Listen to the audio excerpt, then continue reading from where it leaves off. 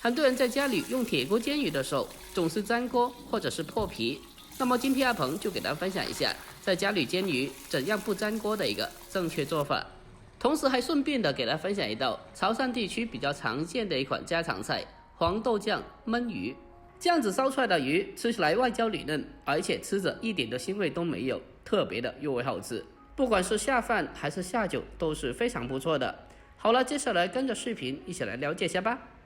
首先呀，我们准备一条新鲜的罗非鱼，鱼的品种没有关系，什么鱼都可以做。我们将鱼买回来后，需要再次的给它处理一下，把鱼身上残留的一些鱼鳞刮除干净。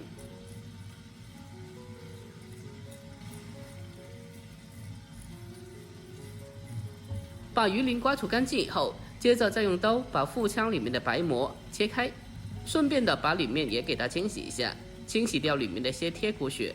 还有腹腔里面的残留内脏和黑膜也要给它处理干净。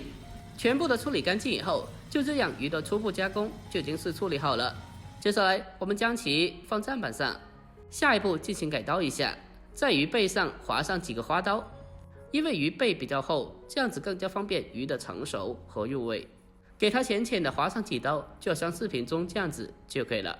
接着我们先给它装在大碗里面，在碗里面添加些许的姜丝和葱段，还有一点点的料酒去腥，然后再下手用姜葱把鱼擦拭一下，因为鱼皮上会有些粘液，这是比较腥的。我们用姜葱料酒擦洗一下鱼身，给它里里外外的全部的都擦洗一遍。经过这样的处理过后，可以去除大部分的鱼腥味，让鱼吃起来更加的好吃。我们将鱼全身的擦洗遍以后，接着先放开一旁备用。下一步我们再准备些许煮鱼的材料，再准备少许的小葱，我们将它改刀切成小段。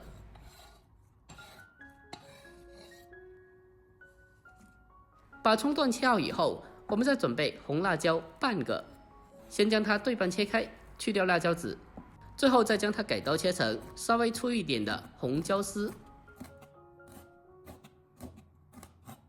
把红椒丝和葱段切好后，先给它装在碗里面备用。然后再准备一小块的生姜，我们先把它改刀切成薄片，最后再将它改刀切成姜丝。煮鱼的时候，姜丝是必不可少的。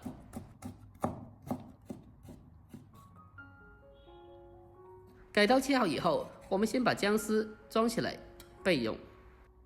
好了，这时候的鱼已经是腌制了一小会了。接着我们将鱼身上的姜葱去除干净，去掉姜葱以后，再用厨房纸擦干表面的水分备用。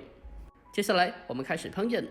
首先呀，我们将铁锅烧至冒烟以后，接着再往里面添加适量的凉油。我们先用油润一下铁锅的锅壁，浇透以后再将油倒出来，然后再重新的往里面再添加适量的冷油。这样子操作就是我们常说的热锅凉油了。经过这样的处理过后，我们不管是煎任何的东西都不容易粘锅了。接下来下一步，我们再将擦干水分的鱼放进锅里面。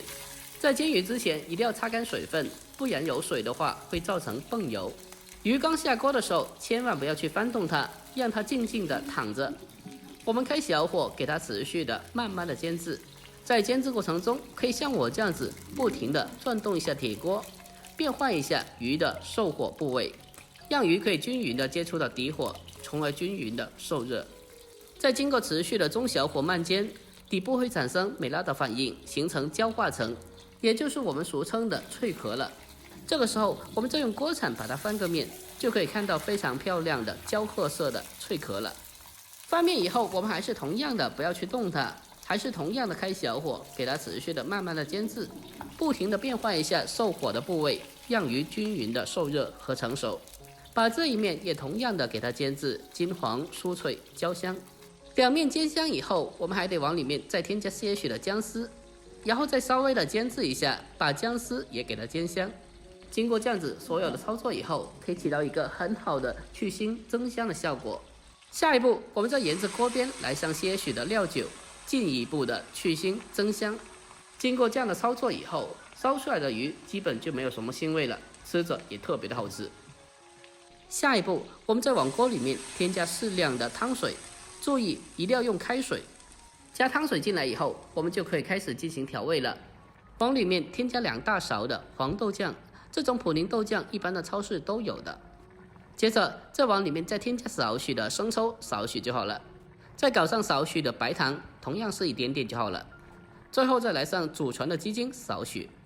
至于盐的话就不需要再放了，因为黄豆酱里面有比较重的盐分，基本上是足够味道的了。但是不够咸的话，可以再适量的添加少许的盐。调味以后，我们就可以开始进行烧制，给它扣上盖子，然后再调为中小火，给它咕嘟一小会，大概时间是10到15分钟左右，让鱼可以更好的入味和成熟。A few moments later， 小火慢煮大概10几分钟以后，我们打开盖子，现在的汤汁也所剩不多了。接下来我们开大火一点，把汤汁收至浓稠。在收浓汤汁的同时，可以用勺子把鱼汤给它浇到鱼身上，让鱼的上面也可以同样的均匀入味。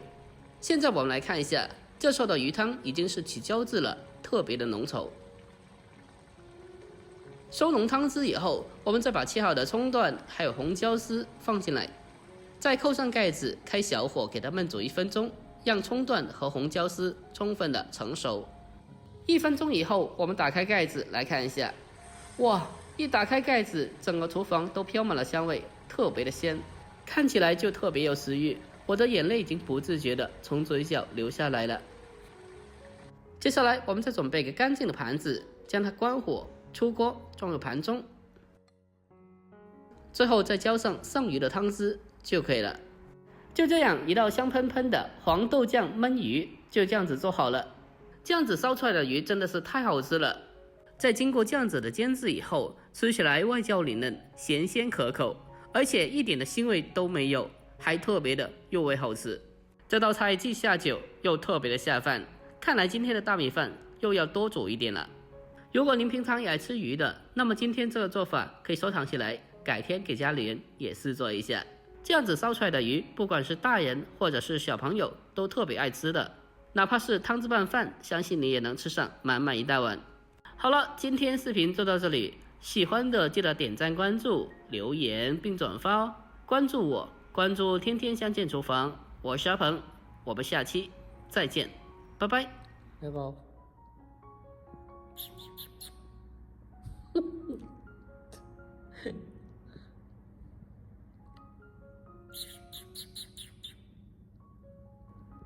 这小脑袋瓜子在想啥子，都不搭理我。